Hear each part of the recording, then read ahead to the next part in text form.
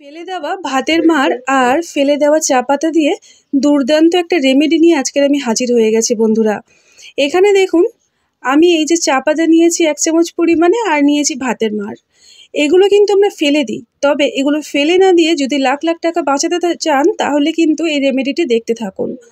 খুব সহজে আমি আপনাদেরকে দেখিয়ে বুঝিয়েও দেবো কিভাবে এটা আপনি ব্যবহার করবেন। তো বন্ধুরা দেখুন, আমি এখানে 1 চামচ নিয়েছি চা পাতা আর নিয়েছি কিছুটা পরিমাণে ভাতের মাড়। এবারে কিভাবে আমি এটাকে ব্যবহার করছি বা তৈরি করছি একটু লক্ষ্য করুন। প্রথমে আমি গ্যাসের উনানটা বসিয়ে দিয়ে জ্বালিয়ে দিয়েছি, দিয়ে একটা সসপ্যান বসিয়ে দিয়েছি দেখুন। আর তার মধ্যে আমি দিয়ে দিলাম কিছুটা পরিমাণে জল। জলটা একটু গরম হলে তার মধ্যে আমি দিয়ে দিলাম 1 চামচ পরিমাণে চাল। এবারে চালটাকে খুব ভালো করে সিদ্ধ করে আমাদেরকে ভাতের মাড়টা প্রথমে তৈরি করে নিতে হবে। তার জন্য দেখুন, ঢাকনা দিয়ে আমি কিছুক্ষণ রেখে দিয়েছিলাম, তাতে করে চালটা কিন্তু খুব ভালোভাবে সিদ্ধ হয়ে গেছে আর ভাতের মাড়টাও তৈরি হয়ে গেছে। তো আমাদেরকে এখন যে কাজটা করতে হবে, ভাতের মাড় যেহেতু আমার তৈরি হয়ে গেছে, এটাকে আমি একটা পাত্রের মধ্যে ছাঁকনি দিয়ে ছেঁকে ভাতের মাড়টাকে আমি বের করে নেব। খুব উপকারী একটা রেমেডি বন্ধুরা, আপনারা কিন্তু অনেক উপকার পাবেন। তো বন্ধুরা দেখুন, ভাতের মাড়টা আমার রেডি হয়ে গেছে। এটাকে আমি এখন একটু সাইড করে দেব। দিয়ে যে কাজটা সবার প্রথমে আমাদেরকে করতে হবে, দেখুন আমি এখান থেকে একটা চামচ মেপে এই 1.5 চামচ পরিমাণে ভাতের মাড় নিয়ে নিয়েছি। এবারে আমি এর মধ্যে অ্যাড করব শুকনো চায়ের পাতা। যে চায়ের পাতা আমি দেখুন, এখানে কিন্তু চায়ের পাতাটা একদম শুকনোটা ব্যবহার করছি। এখানে চাটাকে আমি ফুটিয়ে রান্না করিনি, এটা পুরো কাঁচা। তো এটাকে আমি এই ভাতের মাড়ের সাথে ভালো করে মিক্স করে নিচ্ছি। দিয়ে কিছুক্ষণ এটাকে আমি এইভাবে রেখে দেব যাতে করে একটু নরম হয়ে যায়। তবে হ্যাঁ, চায়ের পাতাটা কিন্তু এই পর্যায়ে চেষ্টা করবেন কাঁচা ব্যবহার করতে। তো দেখুন, আমার একটা সবার প্রথম রেমেডি কিন্তু তৈরি হয়ে গেল। তো এগুলো আমি কিভাবে ব্যবহার করব, কখন ব্যবহার করব, সেটা কিন্তু আপনারা দেখতে থাকুন। এবারে যে কাজটা করছি সেটা হলো, সসপ্যানের মধ্যে দেখুন আমি 1 কাপ মেপে জল দিয়েছি। জলটাকে একটু গরম হলে তারপর আমি দিয়ে দেবো 1 চামচ পরিমাণে দেখুন চায়ের পাতা। এবারে এটাকে আমি চা তৈরি করে নেব। তো জলটা ভালোভাবে যখন ফুটতে আরম্ভ করে দেবে, আরও কিছুক্ষণ আমি ফুটিয়ে নেব। তো এই পর্যায়ে বন্ধুরা, চাটা কিন্তু একটু গাঢ় করে তৈরি করতে হবে। আমি এখানে একটা কাপ মেপে 1 কাপ পরিমাণে জল দিয়েছি, তবে এটাকে ফুটিয়ে মোটামুটি হাফ কাপের মতো করে নিতে হবে। তো দেখুন, আমি এখানে চায়ের পাতাটা খুব ভালোভাবে ফুটিয়ে নিচ্ছি। আপনারা দেখছেন ভালোভাবে ফুটছে কিন্তু চা পাতাটা। এবারে দেখুন, আমি 1 থেকে 2 মিনিটের মতো ফুটিয়ে নিয়েছি। আমার চা পাতাটা কিন্তু রেডি হয়ে গেছে, জলটা অনেকটা কমে গেছে। এবারে আমি কি করব, গ্যাসটাকে এখন আমি অফ করে দেব। দেখুন চা পাতা আমার একদম রেডি।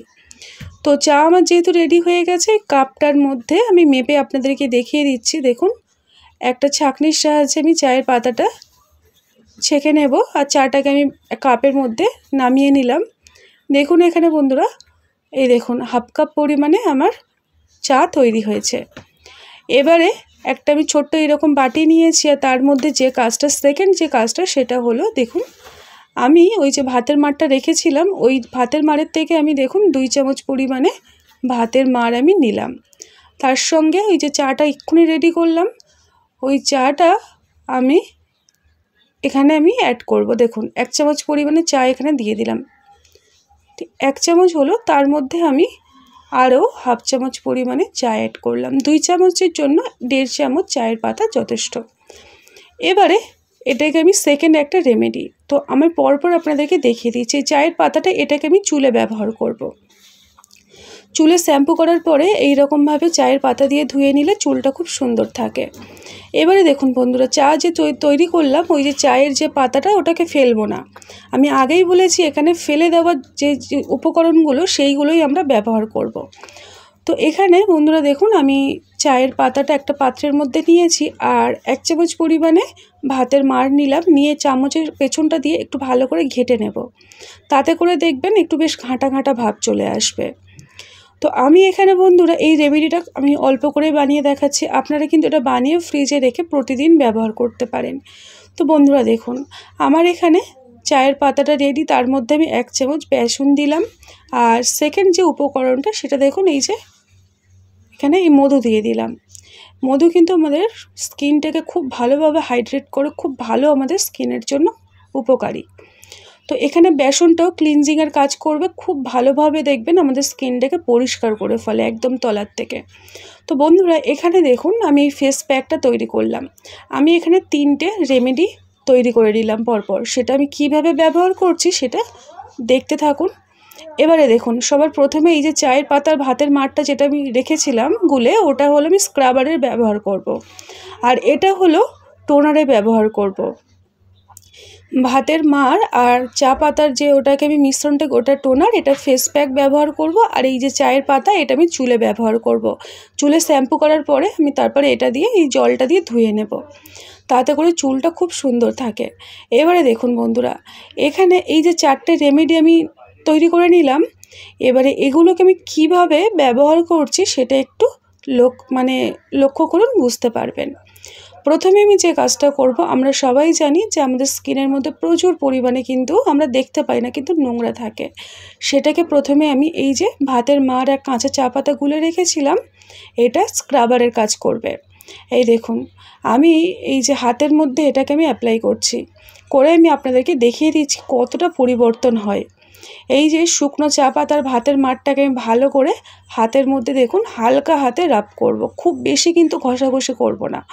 আমাদের হাতের মধ্যে আমাদের অতটাও সমস্যা হবে না, তবে মুখে দিয়ে যদি কোনো একটা জিনিস দিয়ে আমরা যদি বেশি চেপে সেটাকে ঘষাঘষি করি, স্কিনে কিন্তু প্রবলেম হয়। তাই কোনো রকম জোরে ঘষা যাবে না, চাপ দেওয়ার দরকার নেই, হালকা হাতে রাব করে নিতে হবে। দেখুন বন্ধুরা আমি এটাকে খুব ভালোভাবে কিন্তু স্ক্রাব করে নিয়েছি। এবারে এটাকে আমি 2 থেকে 3 মিনিট রেখে দেব। আর তারপরেই আমি দেখুন একটা টিস্যু পেপার দিয়ে এটাকে আমি একটু মুছে নিচ্ছি।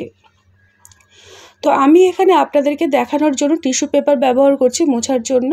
আপনারা কিন্তু জল দিয়ে, পরিষ্কার জল দিয়ে এটাকে ধুয়ে ফেলবেন। তো আমিও এটাকে মুছে নিয়েছি, নিয়ে এটাকে আমি এখন ধুয়ে নেব। তো দেখুন বন্ধুরা, আপনারা দেখেই বুঝতে পারছেন কতটা তফাৎ চোখে পড়ছে। এই যে চায়ের পাতা, ভাতের মাড় আমরা সবাই জানি ভাত স্কিনে ব্যবহার করলে যে টান টানে ভাবটা কিন্তু খুব সুন্দর থাকে। এবারে যে টোনারটা ব্যবহার করলাম, ওই টোনারটা আমি ব্যবহার করছি। দেখুন এই যে চায়ের পাতার ভাতের মাড় দুটোই কিন্তু আমাদের শরীরের পক্ষে, স্কিনের পক্ষে ভীষণ উপকারদায়ক। এই দেখুন এটাকে আমি একটু ভালো করে ঘষে নিচ্ছি হালকা হাতে, প্রায় 1 থেকে 2 মিনিট একটু ঘষে নেব। তাতে করে দেখবেন ভাতের মাড়টা অনেকটা শুকিয়ে যাবে, আপনার স্কিনে কিন্তু টেনে নেবে অনেকটা। এবারে দেখুন এই যে আমি এইভাবে ঘষে নিলাম, তারপরে আমি এটাকে ভালো করে মুছে পরিষ্কার করে নিচ্ছি। এই পর্যায়ে ধোয়ার কোনো দরকার পড়বে না, আর ধোবেও না। হ্যাঁ, না ধুয়ে এর উপরে আমি এবারে এই দেখুন আমি এটাকে ব্যবহার করে ফেললাম। এবারে সবার শেষে যেটা করবে, ফেস প্যাকটা লাগাবো। এই ফেস প্যাকটা লাগানোর 5 মিনিট পরে তারপরে কিন্তু জল দিয়ে ধোবেন। এই যে এখানে আমি মধু ব্যবহার করছি, বেসন ব্যবহার করছি, তার সাথে ভাতের মাড়, চা পাতার সমস্তটাই কিন্তু আমাদের স্কিনের পক্ষে ভীষণ উপকারদায়ক।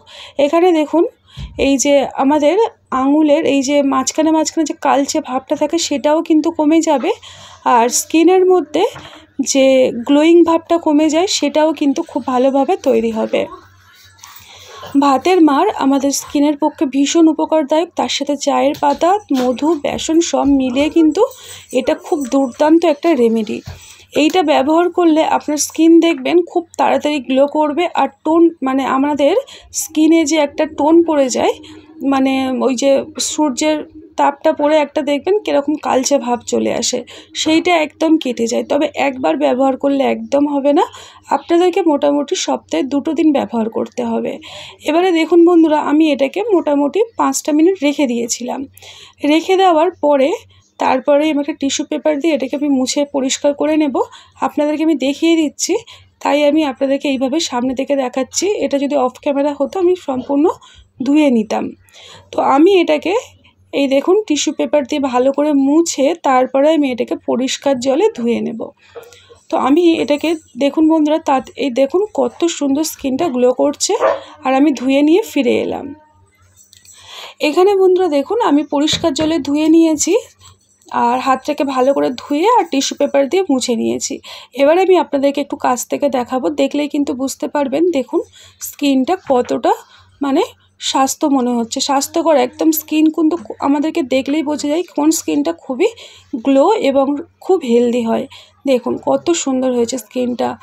আর আমি এই হাতটা দেখাচ্ছি, দেখুন যেটাতে আমি অ্যাপ্লাই করিনি সেটা একটু দেখুন কেমন একটা স্কিনটা কেমন কুচকে কুচকে ভাব থাকে, কিন্তু ওটা কিন্তু একদম নয়। দেখুন দুটোর মধ্যে কতটা তফাৎ হয়েছে। তো বন্ধুরা আজকের রেমেডিটা আপনাদের কেমন লাগলো দেখুন বন্ধুরা, দুটো হাতের মধ্যে আপনারা তফাৎটা বুঝতে পারবেন। তো আজকের রেমেডিটা আমার যদি ভালো লেগে থাকে ছোট্ট একটা লাইক, সুন্দর মতামত জানিয়ে পাশে থাকবেন। আজকের মতো এই পর্যন্ত, টাটা।